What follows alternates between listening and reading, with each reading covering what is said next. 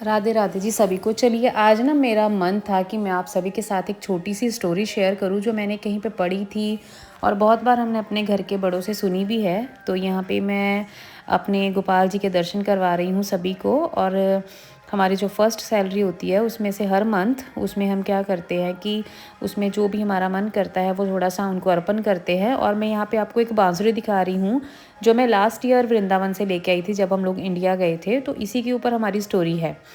तो बेसिकली जो हमारी स्टोरी है वो राधा कृष्ण के अटूट और अमर प्रेम के ऊपर है। तो श्री कृष्णा की जो सबसे प्रिय है वो है राधा जी और बांसुरी। तो जब श्री कृष्णा बांसुरी बजाते थे ना जंगल में जाके, वन में जाके, तो वहाँ पे कृष्णा जी की आवाज़ एक दिन राधा जी ने सुन ली। तो वो वहाँ पे आ गई और आने के बाद उन्होंने जब बांसुरी की धुन सुनी तो वो बहुत ही मंत्रमुग्ध हो गई। तो वो श्री कृष्णा की चोरी छुपे बांसुरी की धुन सुन रही थी और सुनने के बाद एक दिन श्री कृष्णा ने उनको सुन लिया और वो उनके पास आके बैठ गई।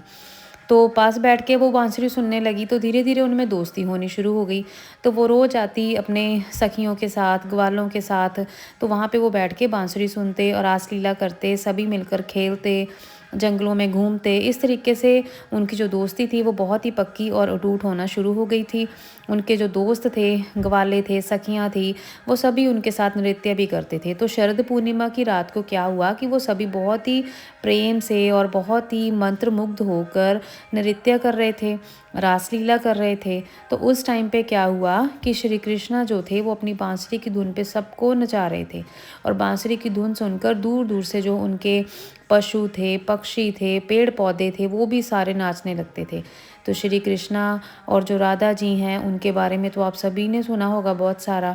वृंदावन जाते हैं, मथुरा जाते हैं, तो वहाँ पे जाने के बाद वापस आने का मन ही नहीं करता किसी का भी।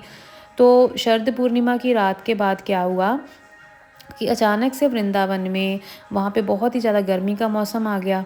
गर्मी का मौसम आने के बाद वहाँ के पानी की कमी हो गई और जो लोग थे वो भूखे प्यासे मरने लग गए। तो फिर क्या हुआ, शरद पूर्णिमा की रात बीतने के बाद उस टाइम पे तो मौसम ठंडा था। तो धीरे धीरे वहाँ पे गर्मी जब बढ़ी तो श्री कृष्णा ने और राधा ने मिलकर निस्वार्थ भाव से सभी लोगों की बहुत सेवा करी। तो जो लोग थे उनको गर्मी से राहत दिलाई, वहाँ पे पानी और खाने का बंदोबस्त किया। तो लोगों ने उनकी सेवा भावना को भी बहुत प्रेम दिया। तो लोग समझ गए थे कि इनकी दोस्ती जो है वो अमर है। और राधा कृष्ण यहाँ पे आपको एक पिक्चर में बहुत ही उदास लग रहे होंगे। वो इसलिए है कि श्री कृष्णा को निमंत्रण आ गया था मथुरा से कि उनको वहाँ पे बहुत ही ज़रूरी काम से बुलाया गया था। ठीक है, तो श्री कृष्णा को जाना पड़ना था। तो यहाँ पे राधा जी जो थी वो बहुत ही उदास हो गई थी, वो रोने लग गई थी। तो श्री कृष्णा उनको बहुत समझाने की कोशिश कर रहे थे। तो राधा जी को लग रहा था कि जब कृष्णा मथुरा चले जाएंगे तो उनको वो भूल जाएंगे। तो वो श्री कृष्णा को यही कहने की कोशिश कर रही थी कि आप मुझे भूल जाओगे। तो श्री कृष्णा उनको कह रहे थे कि आप मेरे शरीर का एक ऐसा अंग है, आप मेरी रूह में समा गई हो, मैं आपकी दोस्ती को और आपके प्रेम को कभी भी भूल नहीं सकता हूँ, चाहे मेरा शरीर कहीं भी रहे। तो इस तस्वीर में आपने देखा कि श्री कृष्णा जो थे वो मथुरा के लिए निकल गए थे। तो राधा रानी उनके प्रेम में, उनकी याद में हमेशा उदास बैठी रहती थी। तो सभी लोग जो थे उनको विदा करने आए थे और सभी लोग जो थे, गोपियाँ जो थी, ग्वाले जो थे, वहाँ की जो औरतें थी, सभी वहाँ के जो लोग थे वो श्री कृष्णा को मथुरा जाने के टाइम पे छोड़ने गए थे पीछे पीछे। और सभी बहुत ही उदास हो गए थे।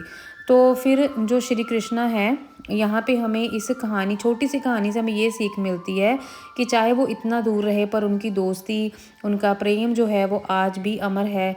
तो ऐसी कहानियाँ श्री कृष्णा की ज़िंदगी से जुड़ी हुई, उनके प्रेम से जुड़ी हुई बहुत हैं, बहुत लोगों ने सुनी होंगी। तो मैंने सिर्फ आपके साथ एक छोटी सी स्टोरी शेयर करी है उनके प्रेम को लेकर कि उनका प्रेम बहुत ही निस्वार्थ भाव का था, बहुत ही अटूट था, जो आज भी अमर है। कलयुग में तो और भी ज़्यादा लोग इनकी पूजा करते हैं, कृष्णा की और राधा की। राधा जी के बिल्कुल भी बुलावे के बिना हम मथुरा वृंदावन नहीं जा सकते हैं। जय श्री कृष्णा, जय श्री राम।